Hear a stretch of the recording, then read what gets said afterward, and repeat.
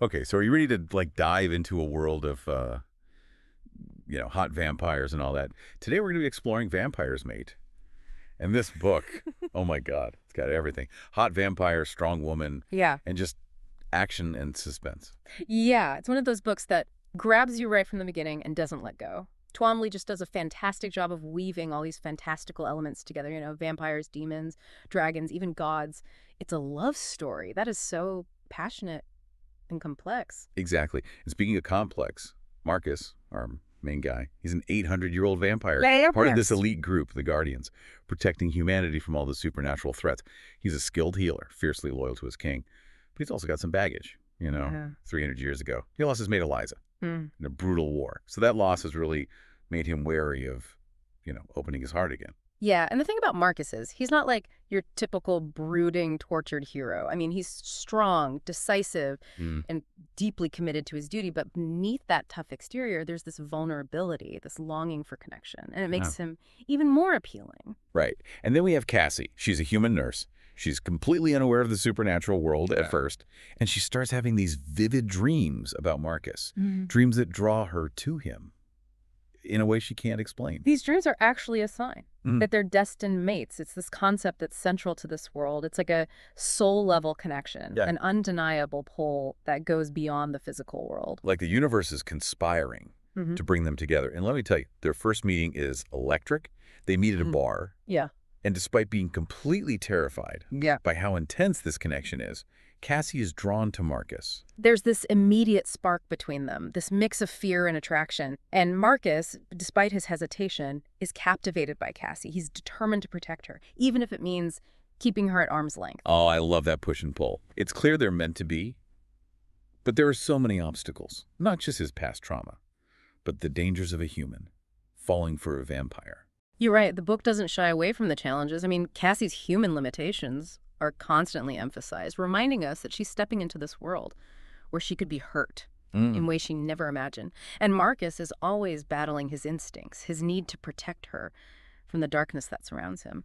So we've got this amazing love story brewing, but things take a turn when they encounter some scary villains. Tell me about Odage, this dragon overlord obsessed with Cassie. Oda is fascinating because he's not just a one-dimensional bad guy. He's cunning, he's ruthless, and he's driven by this desire for power. That's almost insatiable. He sees Cassie as the key to achieving his goals, and he'll do whatever it takes to possess her. Oh my gosh, terrifying. But if Odage wasn't enough, we also have Marcus's supposedly dead mate, Eliza, Yeah. coming back.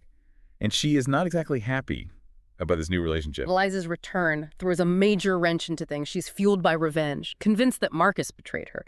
And to make matters worse, she's aligned herself with Odage, which makes her an even greater threat. Talk about a complicated love triangle. But wait, there's more. Odage also has a son, Lowen, who's this terrifying hybrid Yeah. of demon and vampire. Lowen brings a whole other level of danger to the story. He's sadistic, unpredictable, and utterly devoted to his father. The scenes with him are definitely not for the faint of heart. Wow. So we've got Yeah. a vengeful ex-mate, a power-hungry dragon overlord, and a sadistic demon-vampire hybrid. Cassie and Marcus definitely have their work cut out for them. Can you give us a sneak peek at some of the key events without spoiling too much? Well, one of the early turning points is this terrifying attack at a restaurant. Cassie and her best friend Jill are attacked by these creatures called minions, which are basically grotesque, monstrous beings controlled by immortals. This attack forces Cassie to confront the reality of the supernatural world, and it exposes her to the true extent of Marcus's power. That sounds intense. And I bet seeing Marcus in action, using his vampire abilities to protect her, really cements their bond. But from what I understand, things escalate pretty quickly from there. You're absolutely right. From there, we have this daring rescue mission. Marcus is captured by Odage, and Cassie teams up with some unlikely allies. Ball, who's a Kothar demon, and Seth, a vampire, with this fascinating ability to steal memories. Hold on. A demon is helping Cassie. Tell me more about Ball. What's his story? Ball is one of those characters who defies expectations. He's a demon, yes, but he's not necessarily evil. He has his own code of honor, and he sees potential in Cassie. Plus, he brings a much-needed dose of humor, which is always a plus when things are getting dark. I love that Twombly subverts our expectations. With a character like Ball, it adds another layer of complexity to the world. So this rescue mission, where does it lead them? Well, without giving too much away, let's just say it takes them to some pretty dangerous places, Wow. including a confrontation with Lowen in his own terrifying realm. Imagine, like, a vision of hell on Earth, and you'll have a pretty good idea of what they're up against. Okay, chills. It sounds like Cassie goes from living a normal life Yeah. to battling demons in hell. What a Yeah. whirlwind. It definitely is. And while all this is going on, Odich is busy furthering his ambitions. He forces a human woman to bear his son, which shows just how ruthless and power-hungry he is. This is getting intense. We've got a rescue mission, a forced pregnancy, a demon-vampire hybrid, and a war brewing between the dragons and the guardians. Poor Cassie must be feeling overwhelmed. You're telling me. But just when she thinks things can't get any worse, she learns about a prophecy that reveals her unborn daughter will grow up to be a powerful guardian, destined to confront a great evil. Wait, what? A prophecy about her unborn daughter? This story has more twists and turns than a mountain road. But how does Cassie handle all of this? She's human, after all. Does she crumble under pressure? Or does she rise to the occasion? That's one of the things I find so inspiring about Cassie. She's incredibly resilient. Instead of shying away from danger, she embraces her destiny. She accepts her role as Marcus's mate and as a guardian, even though it means facing unimaginable risks. So she goes from being a nurse to a warrior, fighting alongside vampires and demons. That's quite a transformation. But she doesn't do it alone, right? Marcus is there with her. Absolutely. Their bond gives her the strength to face these challenges. And to add to that, she's also given the ability to heal by Zarek, the king of the gods. This marks her as a truly powerful force for good and adds another dimension to her relationship with Marcus. Okay, my mind is officially blown. There's so much to take in. But you've definitely piqued my interest. I need to know how it all ends. Do Cassie and Marcus survive? What about Jill? Is Odich defeated? Well, without giving away the ending, let's just say the book delivers a satisfying resolution while also leaving some tantalizing questions unanswered. Eliza's defeated, Jill's safety is secured, and Cassie and Marcus are formally bonded in a ceremony, vowing their love and commitment in front of the gods and their fellow guardians. But that doesn't mean their journey is over. The threat of Lowen still looms large, and Cassie and Marcus face a future filled with challenges and uncertainties. Ooh, a happy ending, but with a hint of danger. I love it. It sounds like Vampire's Mate has the perfect blend of romance, action, and suspense to keep readers hooked. Exactly. But it's more than just a thrilling read. It's a story that goes deep into the complexities of love, loyalty, and sacrifice. It looks at the power of choice, the importance of embracing your true self, and the enduring strength of the human spirit, even when facing seemingly impossible odds. Beautifully said. I think we've given our listeners a pretty good taste of what Vampire's Mate has to offer. But before we go deeper into the themes and symbolism, let's talk about the scorching chemistry between Cassie and Marcus. Oh, yes. Their relationship is definitely one of the highlights of the book. Twombly doesn't hold back when describing their attraction. And the love scenes are, well, let's just say they're incredibly steamy. Okay, I'm officially intrigued. We'll be back soon. To explore those steamy scenes and uncover the deeper meanings hidden within this captivating story, don't go anywhere. We'll be right back with part 2 of our deep dive into Vampire's Mate. Welcome back. Now, before the break, you mentioned the chemistry between Cassie and Marcus. Let's dive into that. Oh my gosh, where do I even begin? Yeah. Their connection is so intense from the start. And it just keeps building with every interaction. It's that classic push and pull. She's drawn to him but terrified. And he's fighting his own demons.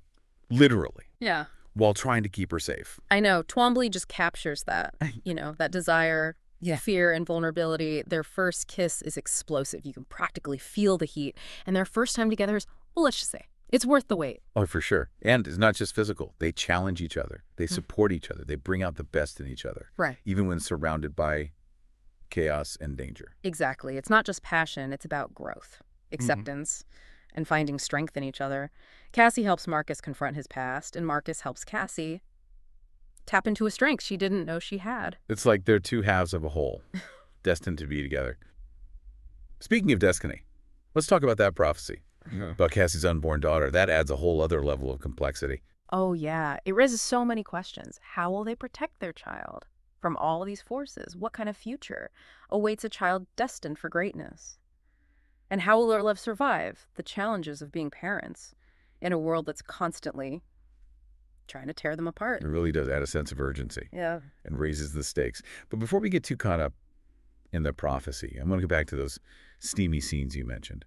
What makes the romance in this book stand out from other paranormal romances? I think it's the emotion that Twombly brings to their relationship. The love scenes aren't just physical. They're about being vulnerable, trust, and a deeper connection between two souls who find comfort and strength in each other. It's like their love is this powerful force. Yeah. That can overcome anything. Speaking of obstacles, I have to give a shout out to the other characters in this book. They're not just there to move the plot along. They're like real people. Yeah. With their own motivations and struggles. Yeah. Absolutely. Baal, the Kothar demon, is a perfect example. He's funny, he's insightful, and he challenges how we think about demons. And then there's Seth, the memory-stealing vampire, who's battling this curse. That could destroy him. He's a bit of a mystery, but you can't help but root for him. And don't forget Jill, Cassie's best friend. She's not just a sidekick. She's strong and independent, and she stands by Cassie, even though she's terrified of the supernatural world. The relationships between these other characters add so much to the story. It's not just about Cassie and Marcus. It's about the community they build, the people who choose to be with them, fight with them, and love them no matter what. It really shows that idea of found family, which is so common in paranormal romance. These characters are often outcasts, living in the shadows. So finding a place where they belong, people they can trust, is essential. And that sense of community goes beyond just the characters. It reaches out to the readers, making them feel like they're part of this world too.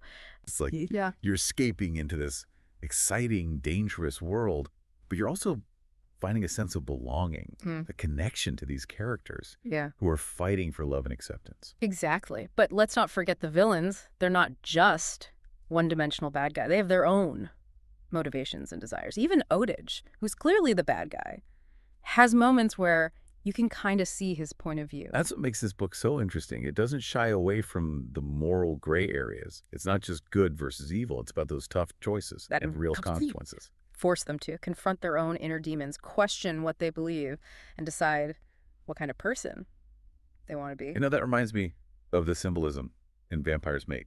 Twombly uses symbolism to add these layers of meaning, like the silver bands that Odage uses to weaken his captives. They're not just restraints. They represent how fear and doubt can hold us back. I love that. And then there's blood. It's essential for vampires, but it also symbolizes life force, power, and connection. When Cassie and Marcus exchange blood during their bonding ceremony, it shows their souls merging, their shared destiny. And let's not forget the settings. Banduldor, where the Guardians live.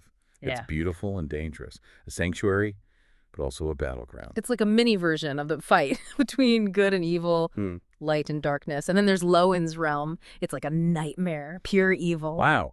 Twombly really uses the settings to create an experience. You're not just reading. You're transported to this world. Exactly. That's what makes this book so captivating. It engages your mind, your heart, and your senses. It makes you question things, explore your desires, and maybe even see the world with a little more wonder. So we've talked about the characters, the romance, the symbolism. But before we wrap up, I want to bring it back to our listeners.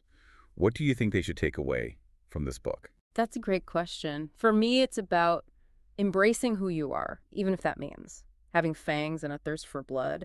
It's about finding the strength to fight for what you believe in, no matter the odds. And most importantly, it's about the power of love to overcome any challenge. Beautifully said. And now for the moment you've all been waiting for.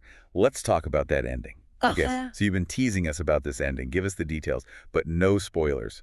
We want our listeners to enjoy. All right. I won't spoil it, but let's just say the climax is everything you could want. It's action-packed, emotional, and the stakes are high.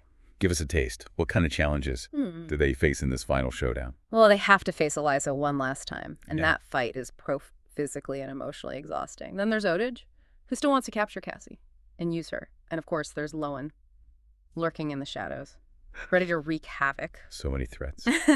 But Cassie and Marcus are strong together. Yeah, absolutely. Their love keeps them going. It gives them strength to overcome anything. And it's not just romantic love. It's love between friends, loyalty to their family, and this commitment to protect humanity. It sounds epic. Yeah. But you mentioned some unanswered questions. What does Twombly leave open for the future? Well, one big question is, how will Cassie and Marcus navigate their future as a couple, especially now that they're having a child? Cassie's still getting used to being immortal, and their daughter's destiny will bring its own challenges. Right. And what about Lowen? Is he really gone for good? I wouldn't be so sure. He's a powerful force, and I think he'll be back. That's what I love about this ending. It wraps things up, but also sets the stage for more adventures. It's like closing one chapter and opening another. The story's not over yet. That's the beauty of a good series. Exactly. Vampire's Mate is just the beginning, and I can't wait to see what happens next. Well, that's the end of our deep dive. I am hooked. I'm adding this book to my reading list. Yeah. And I think our listeners should too. You won't regret it. It's a story that will stay with you. It'll make you believe in love, the strength of the human spirit, and the amazing things that can happen when we embrace the unknown. Beautifully said. Okay. Until next time, keep exploring and keep reading, and we'll see you on the next deep dive. Ah.